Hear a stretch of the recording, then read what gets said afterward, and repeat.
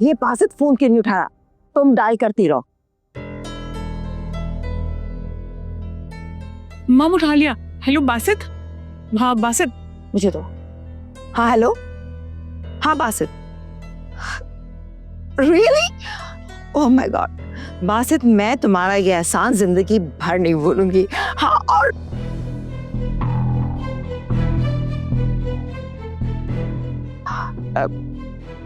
तुम क्या?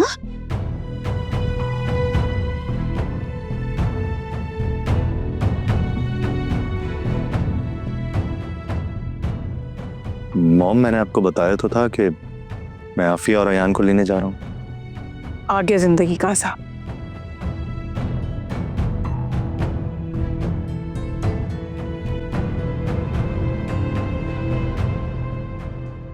नजमा, दीदी का सामान उठाओ और 7 क्वार्टर में रख दो।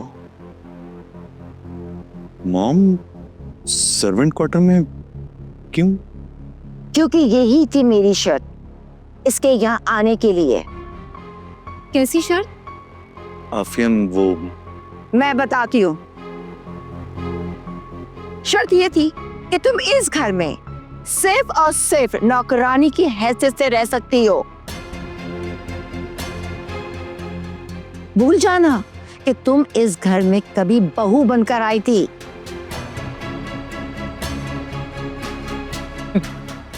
भले तुम किसी भी रिश्ते से यहाँ आई हो, लेकिन मेरी नजर में जो तुम्हारा पहले मकाम था ना, तुम्हारा मुकाम अब उससे भी नीचे है मेरी नजरों में।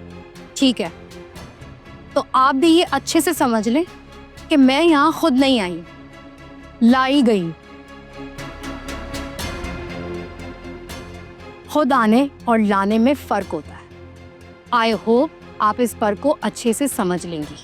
देखा देखा तुमने आशिर, कैसे इसकी जबान चल रही है। इसी वजह से मैंने इसे इस घर से निकाला था। Mom please. आशिर, इसे समझा दो, अगर इसे इस घर में रहना है ना, तो अपनी जबान आप पर काट कर रहे।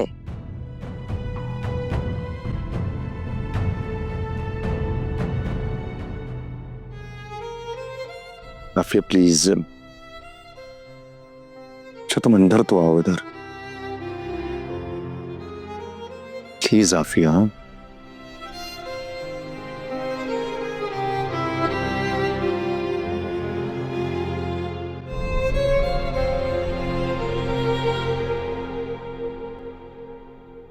ये ले अब्बू, ये खाएं। भाई माशाल्लाह, आज तो मेरी बेटी बहुत खुश नजर आ रही है। जी अब्बू, बात ही ऐसी है, आफिया खैरियत से अपने घर चली गई है। ये तो बड़ी खुशी की बात है। आफिया और अयान अपने घर चले गए, मेरे दिल को भी सुकून आ गया। बेटी अपने ससुराल में ही अच्छी लगती हैं, और आज अगर तनवीर भाई और भाभी जिंदा होते तो बहुत खुश होते।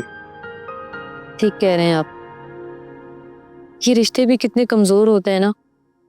जरा सी गलतफहमी की वजह से इंसान दरबदर हो जाता है। बेटा, रिश्ते कमजोर नहीं होते, इनको निभाने वाले कमजोर होते हैं। अगर यकीन मजबूत हो तो रिश्ते पायदार होते हैं, जैसे तुम्हारी माँ का और मेरा रिश्ता। अब्बू, कभी कभी सबकी जिंदगियों का मवाजना करके सोचती हूँ कि अगर सलमान का रवैया भी मेरे साथ आशिर जैसा निकला तो फिर क्या होगा। तुम ये क्यों नहीं सोचती कि अगर सलमान तुम्हारे बाप जैसा होगा तो? ठीक कह रहे हैं आप, ये तो मैंने सोचा ही नहीं। मैंने कहा था ना तुमसे, सोची इंसान को सही और गलत करती है।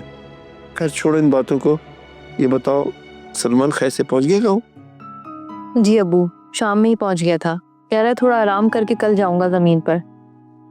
हाँ बेटा, ये 1-2 दिन का काम तो है नहीं, जमीनों के काम में तो काफी वक्त लग जाता है, और ये काम होते भी संगीन है। जी अब्बू, वो भी इसी वजह से परेशान है कि कैसे वो अपने बाप दादा की जमीन को वापस लेगा।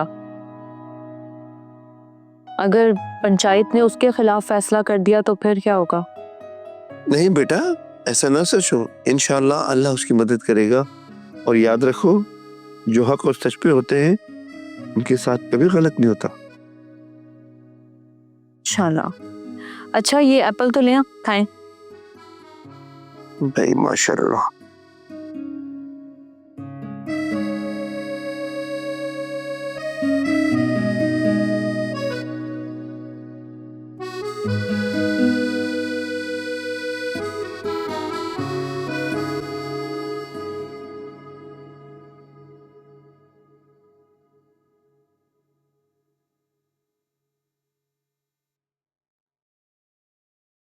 वक्त अच्छा। ये रूम मैंने तुम्हारे लिए पहले ही सेट करवा दिया था। बाकी जो तुम्हारा सामान है नजमा लेकर यहाँ आ जाएगी।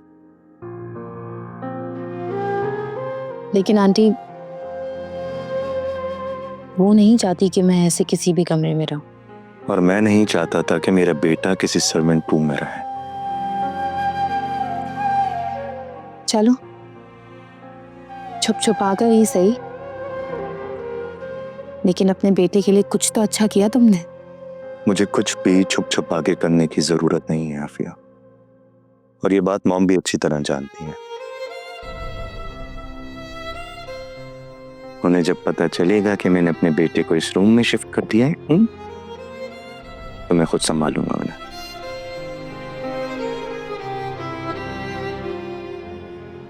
हाँ, ये काम तो तुम्हें वैसे ही बहुत अच्छे से आता है।